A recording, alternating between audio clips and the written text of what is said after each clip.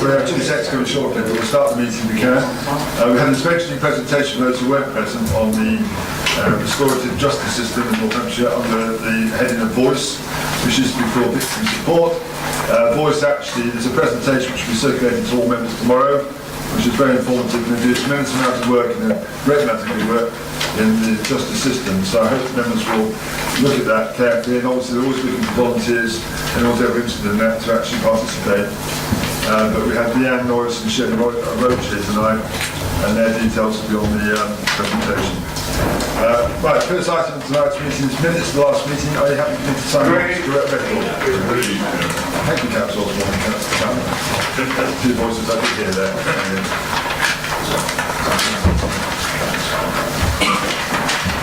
Apologies for absence. Councillor Wayne Howard, the Deputy Executive and Executive Director. Thank you. Any more apologies for Will? No? Okay, thank you. Declarations of members' interests. Declare them now or at the point in the meeting you think it's relevant to do so. Thank you. We move on to corporate issues. To consider the Secretary of State's announcement on the 14th of May regarding the proposed unitary government in West Northamptonshire. I'll just start this off by just giving you the headlines. That, well, the headlines really were the Secretary of State's now declared that we're going to move to 2 unitary model. No surprise there. That the West would have 93 councillors, the North would have 78 councillors. No surprise there. The only surprise, wasn't really a surprise actually for those involved in this process, was that the vesting day will now be on the 1st of April 2021, and the 2020 would hold elections for the shadow unitary, which would be in our case 93 members in the West, and those shadow unitary elections will take place in May next year. In many respects I think that's a better way of doing it, because then we have 93 councillors who are part of a new council getting involved earlier than we would do otherwise, and setting up the new council from a starting position.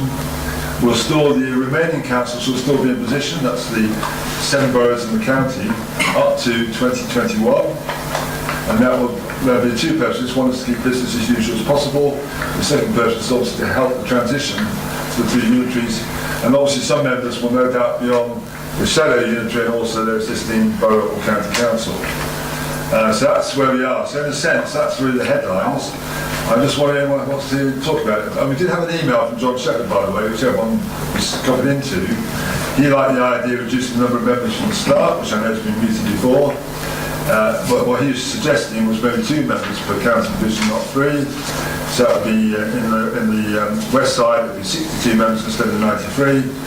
But the reality was, I did do a check of all the leaders in the west, and there was no go on this, so we can't be alone on this. We can agree it ourselves, it won't go anywhere unless all bodies are willing to consider that.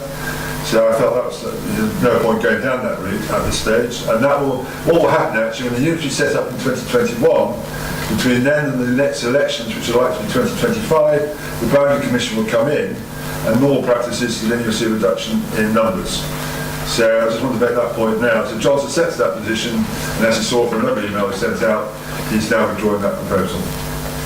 Okay, that's it. Councillor Organ. Yeah, I think that's logical. I think he's absolutely right in his observation. Yeah. But the reality is you need a logical process for this. And if we limited the numbers now and went back to government, and then we had a boundary commission that actually said, well, we need to rise them up. We need to do it in a proper way. So we are where we are. There's agreement on where we are, and let's do it right when we have the boundary change and we get the right numbers there. Absolutely right. And I'm sure that Councillor Shepherd will get exactly what he desires, and what we all desire is the right amount of people representing the right amount of constituents. Thank you, Richard. Also, to point out, in Buckinghamshire, the same numbers were used there, 3 members per county division. So the government's consistent in its starting position, but I think we all know that in due course the numbers will change, all downwards. Councillor Chancellor. Thank you, Chairman. I have three observations to make. The first one is that an important aspect of the motion that's now been withdrawn was, in my view, it conveyed entirely the wrong message to the electorate, because it said our convenience is more important than your representation. The 2 points that you didn't mention, which were in the Secretary of State's statement, which I think were also of vital importance. One was regarding the children's services, which is to be established a county-wide children's trust to manage that. And the other one was the encouragement to proceed with the integration of adult social care and health services, which I know that you in particular, Chairman, have been very keen to happen. Well, it's council have to be fair over the last number of years, and you're quite right about the Children's Trust, and I think that's the right conclusion, even though I know some wanted the Children's Trust in each council moving forward. But I think it's sensible to have the Children's Trust as a starting point, because then over time maybe it will devolve down into two, who knows. But I think the point was, because Children's Services in Northamptonshire County Council were not very good, as we know, and there's plenty of evidence to support that. So I think starting on this basis with the help of Malcolm Newson, who's the Children's Commissioner who came in, might be a sensible starting point. So that did make sense to me while the government were going down that route. On the second point you made, I was delighted to hear at the last joint Tuesday leaders meeting, which I think you were there, Councillor Chandler, where we had further confirmation that and I have to give credit to the Chief Executive of the County Council, Teresa Grant, on this, that she's managed actually to do what many people before have not been able to do, is to have a positive engagement with the health partners in this county area. And now there's a real willingness on everyone's part now, including the government, to actually take forward the suggestions of integrating social care and health into the future of unitaries. At this moment, still a way to go, but I think that's a very good starting point, because in the past we never got past go. So we actually have got past go now, and sensible talks can take place. And I think this is going to be part of the wider public sector reform, which will help sustainability of the two unitaries moving forward. So thank you for that reminder, Councillor Chandler. Any other comments? Oh, sorry, Ian. My apologies, Ian. I think there are two things that we need to consider this evening. One, we've been invited by the Secretary of State to make comment on, and that is the position that we have on elections to district councils next year. And that was a positive invitation. So a less positive invitation is the other things we've been talking about. I think we should comment back on those things as well in positive. So I think that fundamentally is the one thing I'd like to take away from this evening, because we've been invited to submit comments as districts and boroughs, and really this is a good sounding board to do that. The other districts and boroughs are doing exactly the same thing. We don't have time to go through a formal process of getting to council with this, because I think the government wants to hear back to us pretty quickly. So that's the first thing. The second thing is how we deal with the interim arrangements between now and elections to the shadow body next year. And we were given only two options. The two options being you set up a shadow, so that's really a shadow. And that involves then, of course, setting all of your some interim officers into place, because it will be a council that will have to be serviced by the three statutory officers in both areas of the county. The second option, which is one I think the leaders were encouraged by, was to expand the remits of the joint committees and use the joint committees as a way of getting between now and the appointment of a new shadow body in May next year.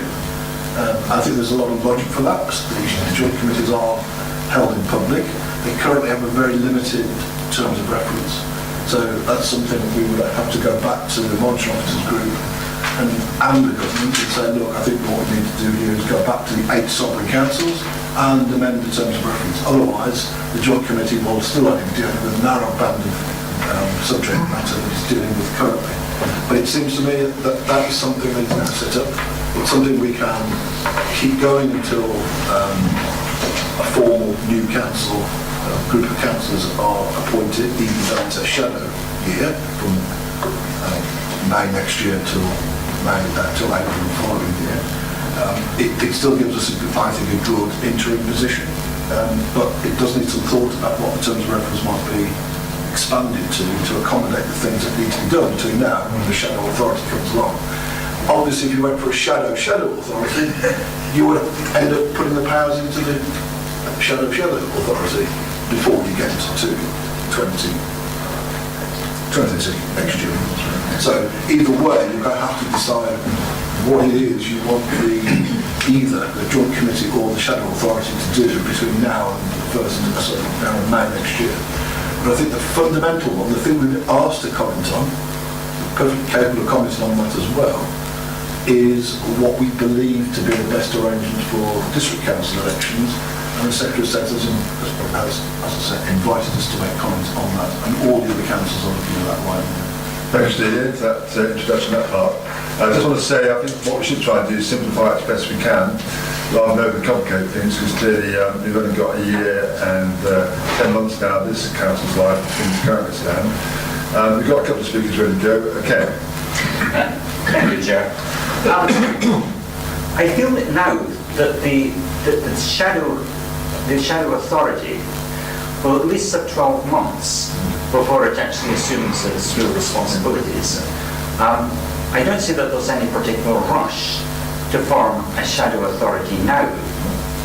And that then avoids the very, very messy business of, how do you deal with the transition? How do you actually deal with a shadow authority where you get all this messy business of people having 2 votes, the apportionment of the seats between the districts and boroughs and the county, which strikes me as rather unsatisfactory. So if there is something that's good that comes out of... So would you support the Joint Committee on additional powers then to sort of cover that point up to next May? I'm not even sure that it particularly needs additional powers, because things were set up on the assumption that we would need to get everything into place by April of next year. But now we're in a position where we've got, we've got an extra 12 months. I just want to correct that actually. I think the position isn't quite that. The position is the current arrangements can only run until the structural change order came into place. And we've been anticipating that coming into place, just as we've been anticipating the decision of government to go ahead with this. Now, if there was a structural change order in place right now, we would already be into shadow, yeah. Because the original timetable was so much shorter. I think what you've now got is a longer period for more work to be done by whatever body it is that's sitting between now and next year. Yeah, I mean that's right. But presumably there's this little opening for consultation. Because it will affect what actually goes into the detail of the structural change order. The structural change order is going to set out when the shadow authority actually becomes a shadow authority.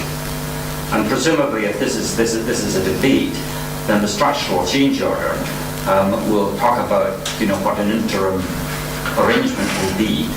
And the new shadow authority will, update. Yes, you're absolutely right. That is exactly how it will work.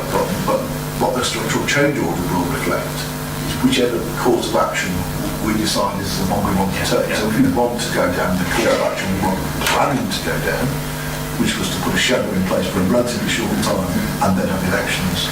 But we are 12 months back from that, of course, and now we're 12 months on from that. And so the structural change order what will be reflected in that is the terms and conditions that the joint committees will have, rather than a shadow authority. But while I can see there are things that are good about having an extra 12 months to get things right, I get a concern that it is going to be in some ways an exceptionally confusing year. I mean, in terms of representation, we will have some people who are representing district wards, some of them at the same time will be representing county divisions, somewhere else, and they may at the same time be representing divisions of the perhaps somewhere else. And as to how people get a grasp of who actually is in charge of doing what, I don't see. I think that's something that's been imposed upon us, and was probably very little. Okay, thanks, Kevin. We've got some more people. Councillor Chandler? Yes, thank you, Chair. I'll come back to you.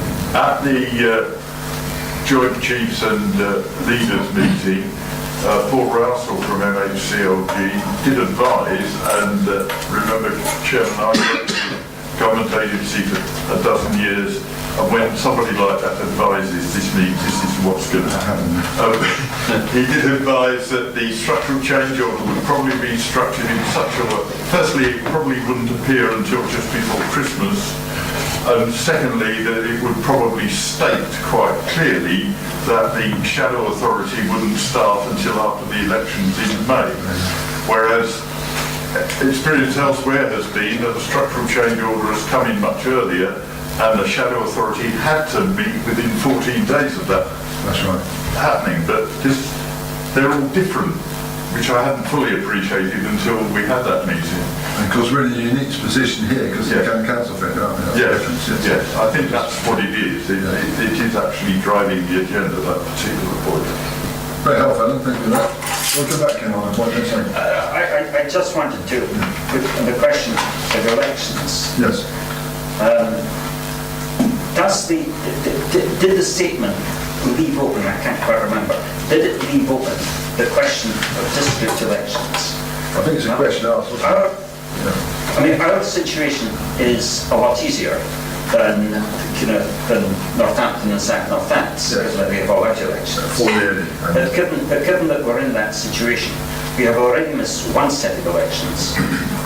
I come across people who are, it makes them cynical about local government, the fact that we miss an election. If we miss a second, then we can expect that there will be even more cynicism, just at the stage that we want to present something about the positive about changing. I wonder whether there's a strong argument for saying, look, at the same time, we will have elections for those seats, and by this stage you could argue there will be 2/3 that come up because of this year. But another round of elections for our district council for that remaining year. Okay, I'll come back in that if I can, Ken, from the leader's point of view. And I have to say, I realise it's not a political slant in this, because obviously your party did its bad results in these local elections. Some may say worse, because you're the main opposition party, you didn't take advantage of our situation. So I'll take out the politics of this. My personal view, and you touched upon it earlier, about the necessity not to confuse the electorate. I personally think it would be very confusing to the electorate to have a set of unitary shadow elections, and at the same time having elections in the district, say, talking about Daventry only here, Daventry area, for councils only to be around for no more than over a year. And I think that would be seen as potentially a waste of money. And bearing in mind that the whole purpose of the existing council, in my view, would be actually just carry on business as usual and also help set up the new unitary. That's where I'm going from. I don't see the necessity to create that confusion from my perspective. Ian, you want to just confirm what the statement says? Well, I mean, there's an awful lot of words here, but do you want me to just quickly go through this bit, because this is the bit we've been asked to comment on. Yes. So it says to support the transition, I decided to establish shadow authorities. I envision May 2020 local elections in Northamptonshire will be elections to those shadow authorities rather than to district councils. That's his opening statement. With the district elections currently due on that date being cancelled, in line with the approach in the proposal for the elections to the unitary councils, they also envisage elections to the shadow unitaries are held on the basis of 3-member wards, and that's a bit about we've talked about earlier. However, he does talk about parish elections going ahead. It then goes on to say, I intend to confirm these electoral arrangements shortly after hearing any views the district and county councils may have on this. So that's the only invitation we have in the whole of this statement to make a comment on the statement. So his opening remark is there will be no district or borough elections in May, just elections to the new unitary. Thank you. Got anyone else? Councillor Randall? Yeah, just what happens if we need a by-election? Will that go ahead as normal, or we just not bother? Not the by-elections. I think they go ahead, don't they? They would go ahead. Currently they would go ahead unless there's another piece of legislation that's introduced in the meantime. The by-elections will go ahead. Anyone else want to come? What's your view on it about elections next year? Do you want elections next year? Richard? Yeah, I think it's sad, but it was inevitable that we would end up with 2 years. I don't think that's the way we should run local politics, and I think we should have elections when they are due. But we are in extraordinary circumstances, and I would not want the public to be confused in any way as to who they are voting for. That would be a massive a massive miscarriage of due process. Let's remember there will be elections next year. Yeah. So if we had two sets to two different bodies, and some of us might be going for the same, for both in the same area, but one slightly bigger than the other. So I think it's just logical that we just, regrettable but logical, but at least the public do get a say next year, and they can voice their concerns and worries about the major parties, and they can let their will be known. So I don't think we lose everything, but it is unfortunate we are in this position. I think this year people are saying, I think Catherine Lomax might have done very well. She may have had a very big group, and also the independents may have grown as well. So I think that's the way that it's looking nationally. So I don't think the two main parties to actually benefit from this. It's about making sure it's the right thing to do for our public, and to make it as clear as possible. So thanks for that, Richard. Councillor Randall. Yeah, I was just going to say, in some areas they probably have county, borough and parishes. Yes. So people don't get confused. You know, they're quite able to know what they're voting for. So, and often we have district council elections and parish council elections. So I don't really think the electorate will be confused because there's two different elections. Actually, I just want to make the point there, Wendy, because you make that point fair enough, which is a fair point. The point I'm saying to you is, well, why would the members of the public want to vote people on one body, our body here, for 1 extra year? What's the point? A lot of people out there. Bear in mind, there's a lot of people, we're talking about the future here, not looking back, not looking forward. The people moving on to the new unitary, all those people have the vote for the shadow unitary authority. So all those people will be voting for the future. It's just different points of view here, and your view is one and mine's a different view. Sorry, Tony. Yeah, just to really come back to Councillor Randall's point, the history of or the pattern of local elections has been that the districts hold, certainly in Daventry, we hold elections in 3 out of 4 years. The 4th year has been the county, so there has been that separation between districts and counties. But only us in the whole of the county. Yes. Yeah, but the others around the county manage quite fine, don't they? Well, no, not the same year, That's not in the same year, Councillor Randall. And they have had. They've had a general election, they might have had general county election, election and borough election. But what I'm saying is We have a by-election. don't underestimate people's No, not underestimating. understanding of things. And people out there's a lot of people out there that are very angry that we haven't had elections. People are very angry with our parties, maybe, yeah, that's right, both parties, both main No, parties. that they haven't had elections. Not about this is each interesting, Wendy. party. I find this interesting actually, Councillor Randall, because actually the point is, in this council, I'll make this point publicly, this has just been said by Tony Dillon, we have elections every year locally, we have done them since I've been here, because we have 3 years of district and 1 year of county. And some of those wards, like where you are, they have elections every year, like in Britswood and all this big long Buckby. So the public have elections every year up to this point. So I don't really think by missing 1 or 2 years, and there won't be missing, only missing 1 year, because next year there will be elections for the shadow, is necessarily going to upset everybody too much. That's like you say. That is your feeling. That's my view. Not mine. Okay, that's fine. We disagree. Councillor James. Yes, thank you, Chairman. I think there's plenty of evidence around that people are fed up with having elections. Bearing in mind that council officers and staff are going to be very busy, or busier than they are now over the next year or so. We won't have the resources to do this, let alone the costs involved in holding elections, and people won't know what they're voting for, they really won't. There will be confusion.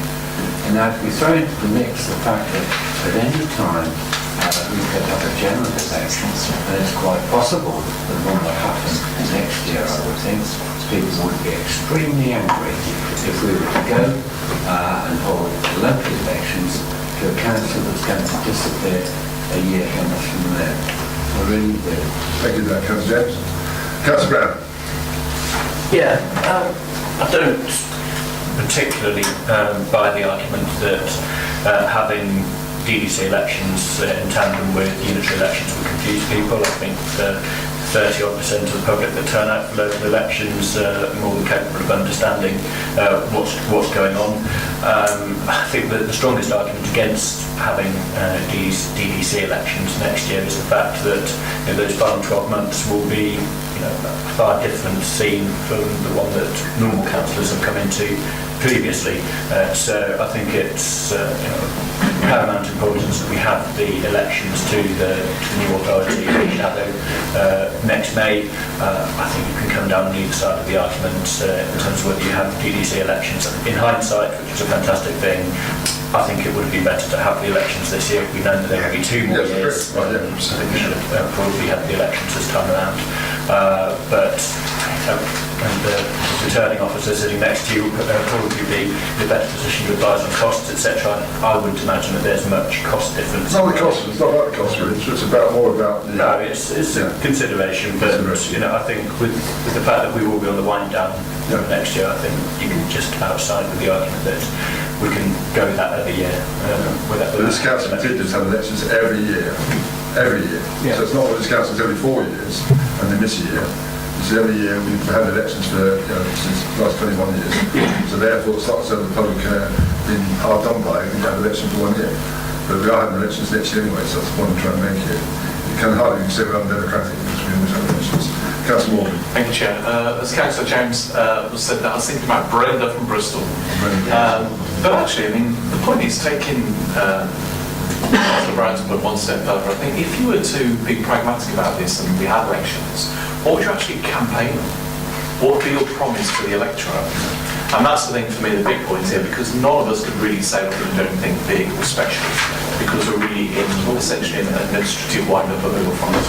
And I think that's got to be the reality, and that's why. And for me, I think it's a kind of fake proposition to go for elections. I understand it would appear to some as a democratic deficit, but like you said, we've had regular elections, we are going to have an election, but I think it'll be more of a sham actually, just wind up quietly That's a very good point, Councillor Richard.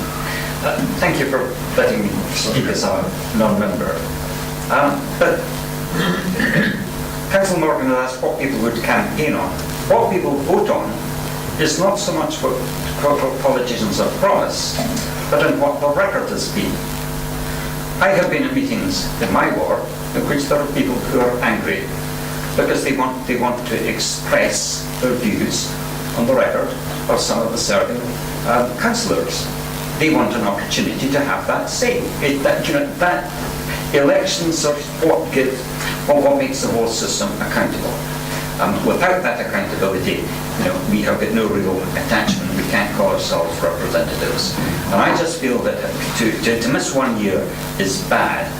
To miss 2 years would be awful. We've got on that point though, Ken, to be fair, that we're missing this year, absolutely, and it should have been next year, would be in the shadow, that's why we're missing this year, and now the timetable's changed, not because of us, because the government changed the timetable, but next year, people from the existing councils, including our council, who want to stand for unitary, then the public will be able to make that judgment on them, on what they've done and what they haven't done up to that point. So that possibly, and those who aren't standing, it doesn't matter because they weren't standing. So they will be going anywhere the year after. So that's what I'm trying to say to you, Ken. It's about what's going to be achieved by having elections here next year. On your there is the individual accountability. I'm saying that's about the individual accountability. It's not because it's the individual councillors that have been there for 5 years. Are they going to stay there for 6 years or not? Well, we'll be there. Well, it's under elections. Well, there'll be election, but it won't necessarily be the election to this council. So that individual doesn't stand to the new council, they'll be in place for 6 years, yeah, that's right. Councillor Wesley. Thank you, Chair, and thank you for letting me speak. Pleasure. There isn't a right answer to this, is there? That's the problem. I mean, elections are what we are all about. I mean, they're just so important. They are absolutely important. And I'm sitting here thinking we should have elections. But I'm also thinking just about the whole practicalities of that merging council. I mean, just for instance, if say Councillor Ritchie and possibly Councillor Lomax would like to see a sea change in 2/3 of this council at that point, which would no doubt be very, very pleasing to them. But obviously that leaves a transitional council as well in all sorts of training deficits, for instance in planning and anything else, trying to make decisions. And okay, democracy is democracy, but you can just sort of see a case where the council would be just probably getting itself going after 2 or 3 months, in actual fact, and then winding down in about 6 or 7 months. Because the truth is, in reality, it's not really going to be a whole year, is it? The reality of it, it's actually going to be 10 or 11 months in the council. So I'm absolutely torn on this, and I wouldn't even know which way to go, to be honest. Well, I'll give you a bit of help here, actually, with Councillor Essex. When you think about the other councils in the other 6 boroughs in Northamptonshire, all of them have all-out elections every 4 years. So this year in now is their all-out election year, which they're missing because of the delay to the unitary. So those councils, most of the public who live in those council areas have not had a vote for 4 years. Okay. In our council, of course, people here have had a vote in the last 4 years. That's great, yeah. So therefore, next year, if we go to unitary, we are going to unitary, the shadow unitary, there's elections for the shadow unitary. So this council, in many respects, has been far more democratic in terms of the public it serves. But in the other areas, no fault in the other areas, it's just the way it's worked out. We've not had elections for 4 years up to this point, and next year will be their 5th year without elections, and all those other authorities are not looking to support elections next year. So whether we decide as an individual council, I personally think we will not be part of the majority if we decide not to go to elections next year. The point I'm really trying to say is I think we've been very, very democratic in this council by having elections every year locally, whether it's county or district, for the last 2 decades.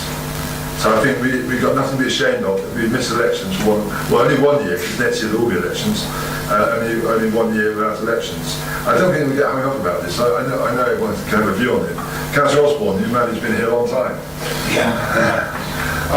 Can I say, I'm quite happy with the position that you've stated. Had you have had elections this year, I'd have been annoyed, because I would have only been elected 1 year. So if you have elections next year, I'd have been doubly annoyed, because I'd have only been elected 2 years. I'd have been elected 2 years, then 3 years. So I wouldn't have had my full term. And everybody else that was on the same cycle as me would be annoyed that they didn't serve their 4 years and they had to have an election before their 4 years. So it's all very well the people that are running out saying, well, it's unfortunate and we want another election. But if you've only just been elected, to have another election is a pain in the backside. As I'm not going to stand, I'm quite happy to run my time out, Chairman. And I do think, being a parish councillor and having district councils and other elections on the same time, that people do get confused. I had an old boy on the phone last night. Who do I vote for? What's the name of the Conservative I vote for? He hasn't got a clue. But you don't vote for names. So that's... You said Osborne, but you always say Osborne. No, in the European election. And he didn't know how the system worked, so I had to... And this guy's a bank manager, retired bank manager. So I had to explain how the system worked. So yeah, I'm quite happy with what's suggested. Can we move on and get to... Yeah, I think so. Let's move to the vote on this, because we've got 2 views on this. Those who support having a district election next year, please show your hands. Okay. Those who don't, please show your hands. Okay, that's fairly convincing. So we'll report back to the government that we do not support having borough elections next year. Agree. Do you have a view on the joint committee? So you're happy about the joint committee now? Having a view that the joint committee will run up to the shadow authority instead of setting up what's going to be in place, which meant every member of every borough will be on that joint shadow committee up to the vesting date that was originally intended. Yes, Daniel. I just want to comment on what Ian said earlier on about making sure that we give the message back that we're going to have to expand the powers of that. Yeah, that's the point. Yeah. Because at the moment, the joint committee hasn't got enough powers. So we'll come back to the Sovereign Council. Members agreed jointly. We'll come back to Sovereign Council for their approval. Yes, Richard? Yeah, I think with regard to the joint committee and the work that needs to be done in preparing for the new unitary, I think it's difficult for us at this level to actually decide what needs to be done. There is a plan. There are people that are actually tracking the milestones on what needs to be done. I think we need to take counsel from them on how best we achieve that. If it is to retain the joint committees, expand their remit and give them more task and finished groups, then that may be the right way. Or it may well be to have some sort of governance over that in a shadow body, whatever it might be. But I personally would want whoever is project managing this to have a look at the detail of what needs to be achieved and what is the best mechanism to do it. If that's joint committees, then let's do it with joint committees. If it needs a larger body, then we probably need to think. The joint committee stuff, we'll come back to this, each sovereign council anyway. So what will happen is, you know, Richard, because you're part of this, the joint two sets of leaders will come to a view, and that will then be fed back to the committee for the sovereign councils to actually support or not support. But it's that view that I'm thinking about. Then about the view about what the joint committee's powers are. Yes. Well, we need to have a considered view on what that view is. I think to comment on what structure we want until we understand what the big picture is, I think is a bit premature. Does that make any sense? I'm not sure. No. Well, what does the chief executives and the leaders actually want? What's the next milestone we need to achieve? Well, we have a whole series of them. Well, right, okay, so what's the best mechanism for that? Absolutely right. This will involve more and more members because what will happen is the members were broken down into task and finish groups representing the two areas to deal with specific issues that need to be resolved. Yeah. But those task and finish groups, as they do right now, will report to the joint committee. Agreed. We as a group of chief execs and leaders think that is a cleaner way of getting the business done. Up to then shadows. Producing a shadow unitary before the shadow unitary. Okay, in that case, then I would agree with the joint committees. What I thought you were asking us to do is to make a ill-informed decision without anyone having previously looked at it. If you've already looked at it, then the joint committees, you think that's the best mechanism to deliver those, then I sustain that position. My apologies if you got the wrong impression there. Okay, happy with that, Chief? Agreed. Thank you. Thank you, Steve. Move on to environment issues now. Climate and local commitment. As you know, Councillor Gilson's not here tonight, but Councillor Richard will be very kindly to lead on this paper. Yeah, thank you, Chair.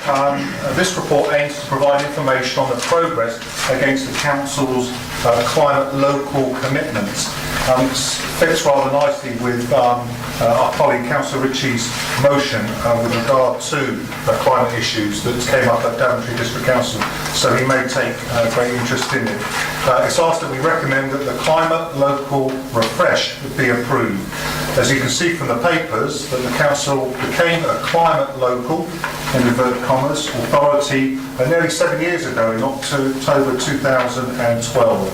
Climate local is a local government initiative. Its aim is to recognise that effort is required to minimise the effects of climate change locally, nationally and globally, and to work towards being prepared for its inevitable effects. If we turn to page 9 of the papers, we actually find the climate local paper here. And here we have some tables that set out priorities and commitments and actions that will be undertaken to deliver the reduction and the impacts of changing climate. And as we go through them, you can see what the specific action is, what the measure has been, and what progress is to date. So for those of you that have any specifics, I'm sure officers can help us with that, but it gives you a timely update on where we are, and I commend the paper to the strategy. Thanks for doing, Councillor Order. Are there any questions or comments? Oh, sorry, Councillor Ritchie. Having read through the paper, I got the impression that it suggests that Daventry is actually quite a bit above average in terms of the work that it is doing on climate change, or climate emergency, as many people have preferred to be termed that. And I think that, that is good. I thought there are loads of questions I would like to ask, but they're running out of interest, so I'm not going to ask them. But there is one issue that I think that I have raised in the past, and I'll raise it again. I think it's great that Daventry District Council has introduced the big switch as a way of tackling fuel poverty, and of course that is very important. But I'm sure that the first chapter of most economic textbooks will tell you that if you can reduce prices, you probably increase the demand for the service. It doesn't strike me as being something that should appear here in a paper about how we're reducing carbon emissions. It would only make sense to talk about it with reducing carbon emissions if we had chosen a single provider on the basis of a mix of energy suppliers that they use. Some of the energy suppliers have a much higher proportion of energy coming from renewable sources than others. If we had chosen it on that basis, it might make sense to have it here. I'm not complaining about the fact that we have the big switch that is intended to keep prices down for people. But it is not a climate change measure, and I feel it should not be in this paper. You have to have these comments noted, or do you want to make an amendment? Well, I'm not a member of the committee. No, you're not a member of the committee. Your comments will be noted in Councillor I Ritchie. think we could do that. Councillor Morgan. Chair, I think I do remember Councillor Ritchie mentioning that before, actually, and I think it's a very valid point, actually.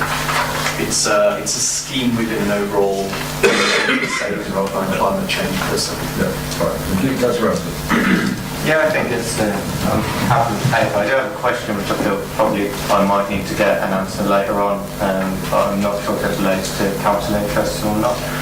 It's just to do relating with the former Daventry UTC site, which I'm aware that we're involved in. Is it relevant to this paper or not?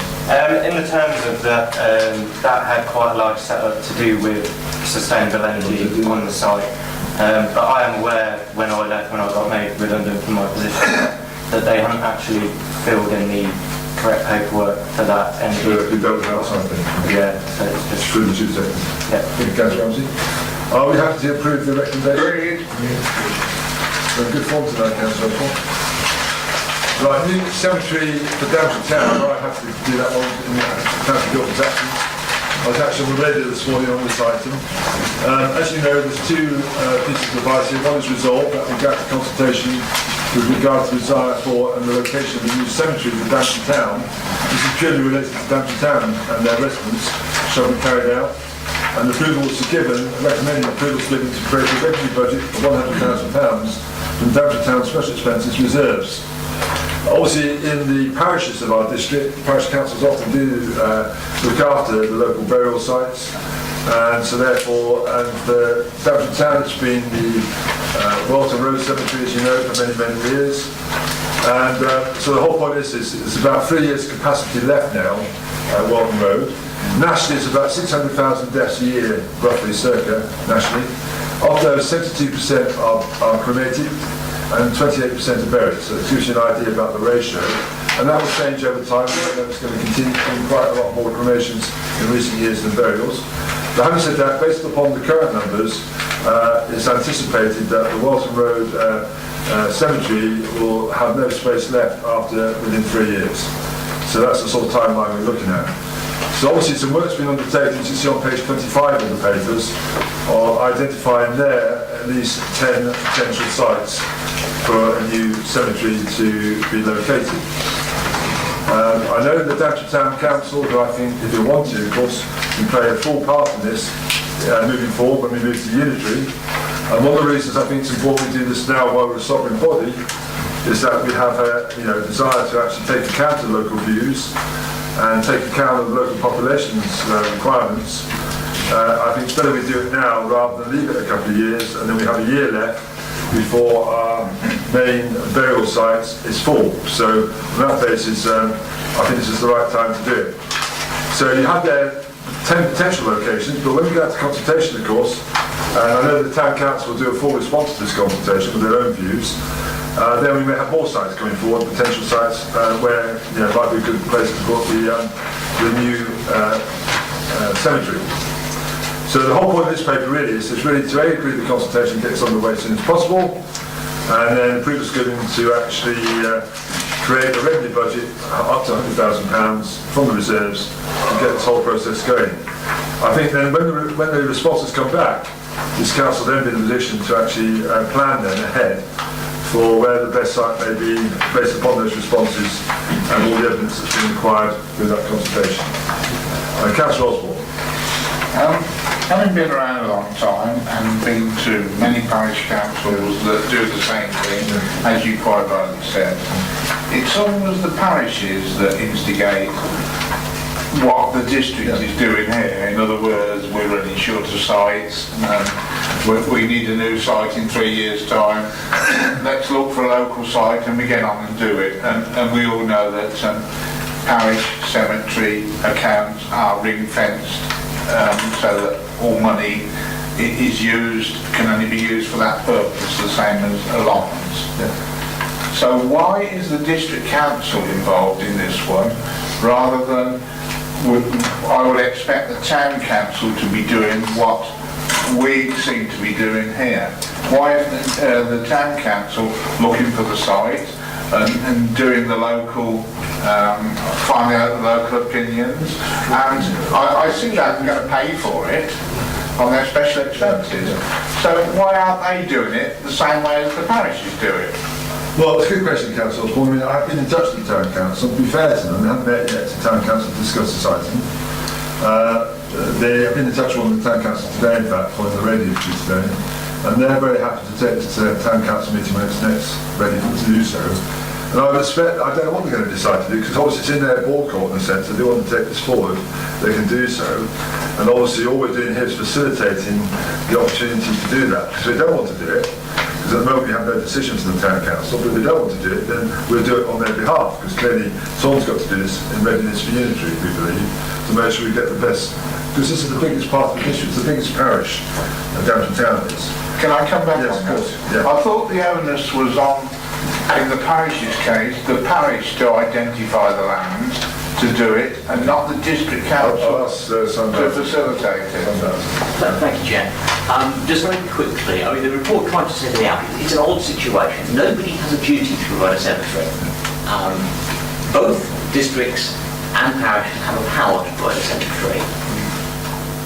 There is no suggestion in this paper that if the Town Council wanted to do this, we would stand in their way. It's simply that because DDC is currently the provider, however anomalous that might be, this council is likely to be quite heavily criticised if the cemetery is filled and there is no replacement in hand. That's the basic logic of suggesting we act. If DTC puts his hand up and says, we're going to take this on, it will do so, then provided that we could agree to hand over to the project and say, wait, That's exactly the case, yeah. That's fair enough, I'm happy with it. Councillor Randall. Yes, thank you. Just coming back on that, most parishes run their own cemetery, whereas it's the district council that runs the Welton Road Cemetery. And I'm sure Councillor Osborne will remember that actually Daventry Town Council probably is one of the newer ones compared with the parish councils, because it's not been around, it's not that old really, is it? So, and, you know, just, I think it would have been helpful. I assume Daneholm Park on Western Meadows is land owned by the district council. Can I just suggest, Councillor, rather than getting to specifics on the site? Because the rest of them have got like private ownership. When you get to them two, it's just existing public open space. But I assume both those two are owned by DDC, so there will be no purchase of land on those two sites compared with the others. Is that correct? Well, I'll just comment on whether there would need to be a purchase. If we take a public open space away in one place, we'll have to buy land somewhere else to replace it. It's not just a simple matter of, well, let's use that public open space for a cemetery now and stop its use as public open space. So there are still land and deals to be done, even if we own the land that is being proposed. It's just making that That's fair. so that people understand, especially the public, if they read these papers, so just making them understand that. You're still on the Town Council, Councillor Randall? I am on the town council. Because obviously we had a debate there about whether you want to And take it'd be quite interesting actually, because I know when the parishes, their burials are far, far cheaper than Daventry, by 100% cheaper. 100% cheaper? Yeah. So it could still be the case that if you didn't provide one, Daventry people, you might find that all yours are filled up with Daventry people. We are one actually. No. Because when I got in touch with the parishes, they just charge more for people who live outside the parish, but still not as much as people in Daventry. Can I make a point on that? Yeah. That is not so. Most of the parishes have rules that you can only be buried there if you born there, live there, or So you just can't be buried in any old parish. There might be some, but the ones I represent, you can't go to Watford and get buried. You can't go to Butley and get buried. You've got to have a relationship with the village. So you can't just go buried because it's cheaper than Daventry. Thanks for that clarification. Councillor Wesley?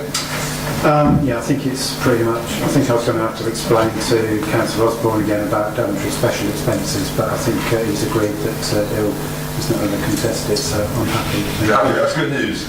I'll stop there. Councillor Hills? Yeah, thank you, Chris. Yeah, I fully support this. I think the time is right, and we should be acting now.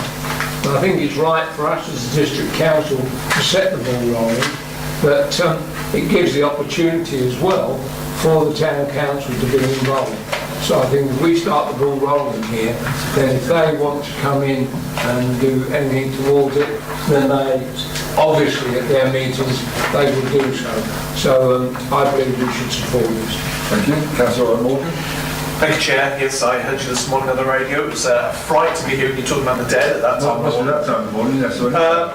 But I think this is pretty obvious. Like, we have to crack on with this. We don't leave the new authority the legacy of having to sort out the dead, whether we have to do it or not. And of course, as we know, we have been speaking to the town council about taking these duties on. For me, actually, the most interesting next step will be the public's feedback on the locations that have been identified. And as an Abbey South ward member, I fully anticipate good feedback on Dana and Barking. One of the ones that Councillor Randall called. I think we just need to crack on, Chair. Thanks to Councillor Morgan. Councillor Ramsey? Yes, I really appreciate that the district council is looking at this and taking it forward. I know that quite a while back when we were looking at proposed developments around the site, a lot of residents were in touch concerned about the inability to expand that current provision as it was anyway. So it's just nice to see like those concerns are being addressed. I'm sure the town council that will look forward to.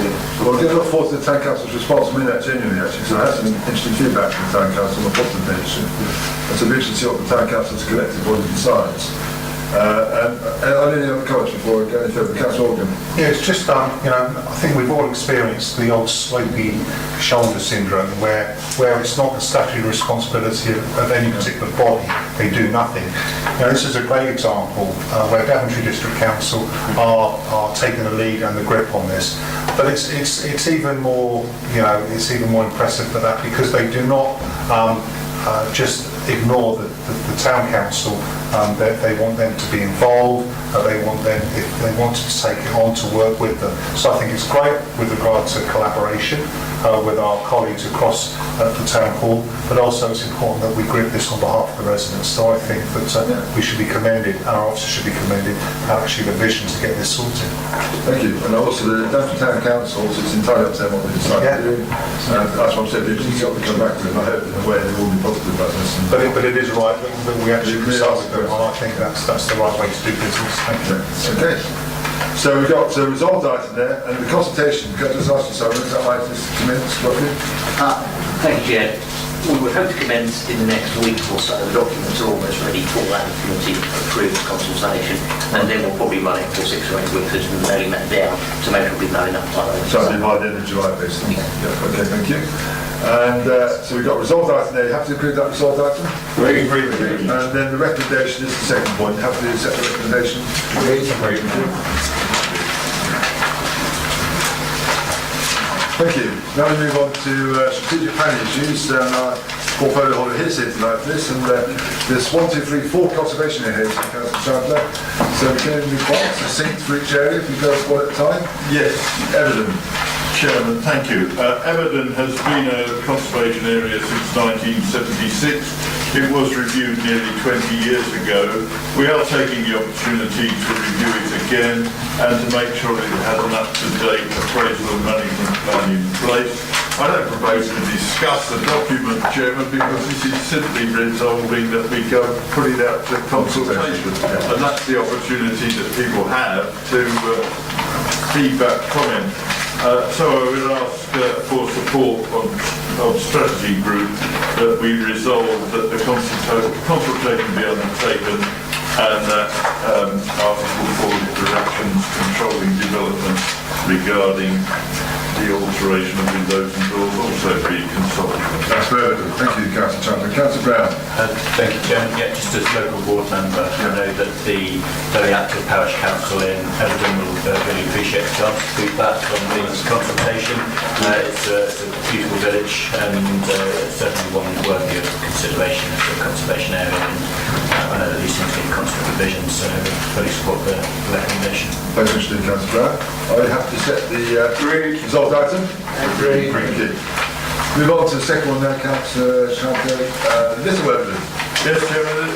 Little Everton is a hamlet which is actually within Everton Parish, but isn't part of the conservation area, and therefore it's consultation on the designation of a new conservation area, which doesn't happen very often, and that I don't think there's anything more to say, Chairman. It's a new one.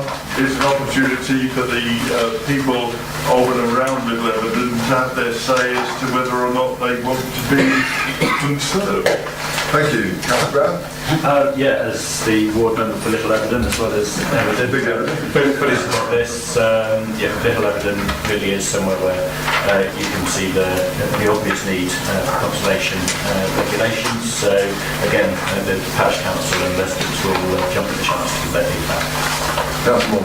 Chair, thank you. I always enjoy reading these, and I think they're very well put together by officers. And I hope we all actually take time to read them, because actually fascinating documents in their own right about the history of some of these locations. And I think it really tells me more than anything about the heritage we have in the district.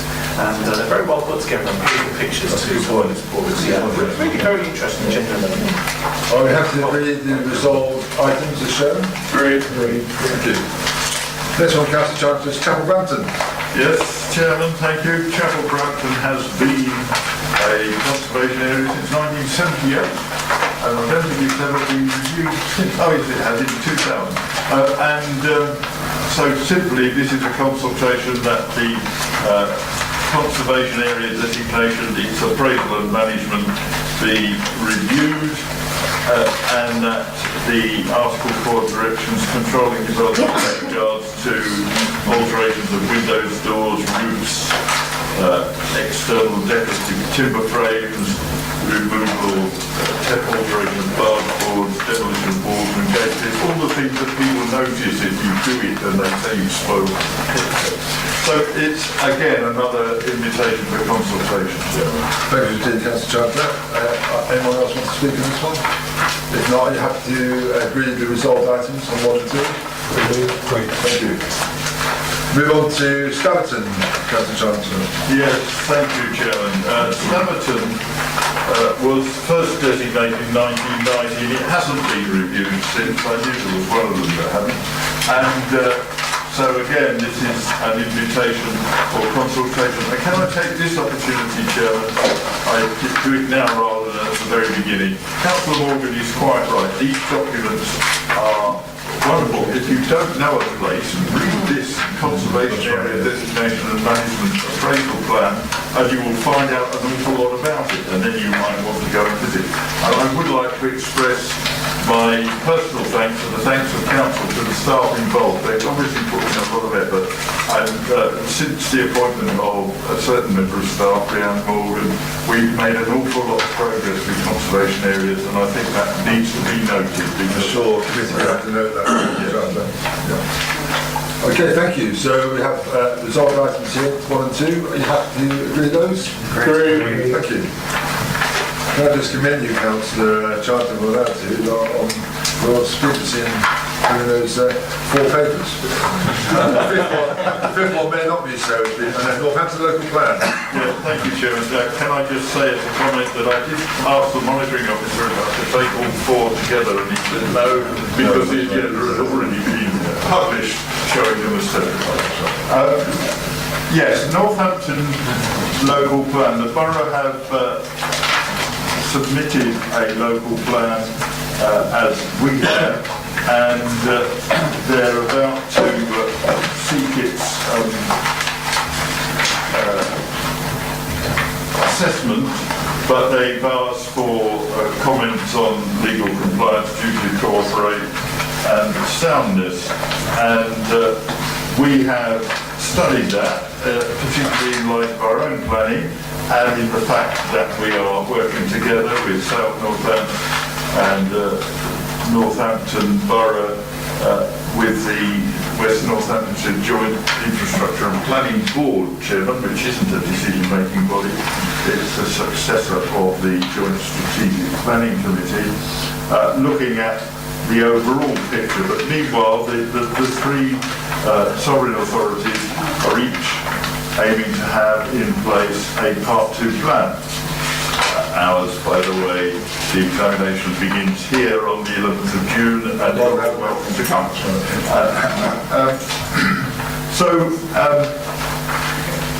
It's interesting to note that the plan makes provision for a number of dwellings, 20,987, which actually exceeds the plan requirement, that's a choice or strategy requirement, by 11%. And that's encouraging because we had been worried in the past that they might not make it. You can see that suggested response to this consultation is that we should note and welcome the progress that they're making in producing their plan, as it will provide up-to-date set of policies for a key neighbouring area, and if local government reorganisation proceeds, or rather when, the anticipated West Northamptonshire Council. There are no issues that give any cause for concern regarding the duty to cooperate or legal compliance. So there are two fairly minor issues that we wish to include in our response. One concerns gypsies and travellers. On appendix A on page 315. Yes, please. And the paragraphs 140 and 141 of the plan refer to the updated accommodation study, but do not provide for a review of the policy of the core strategy, which refers to an early assessment using out-of-date methodology. So they haven't reflected the change in the methodology, but we think it will be beneficial if they did. And also they've got a policy about open spaces, which in some respects doesn't appear to comply with the open space evidence base that they've provided. Maybe they didn't expect that we would look at the evidence base as well as the proposed policy. So the request for members of strategy is that they resolve that suggested response be returned, Chairman. And the proposed response is on page 315. Yes. Councillor Osborne. I just think it's great, Chairman. In the 13-something years I've been around, that's the best response that this council's ever given to Northampton Borough. Because they usually want to do everything, well, let's say, that we don't like. So I think that's great for two authorities to be... Well, if we're going to emergency soon, that'll be helpful. So that is pretty damn good, considering the other responses over the years that they've had from us. Thank you, Councillor Osborne, for that positive information. Anyone else want to speak? Are you happy to accept the resolved item? Agreed. Thank you, Chair. Thank you, Councillor. Move on now to resources issues, pensions issues and outsourced contracts. Councillor Morgan. Chair, thank you. I note that there's no members of the public here, but could we take the two papers together as is then the pink one, you mean, the pink paper as well?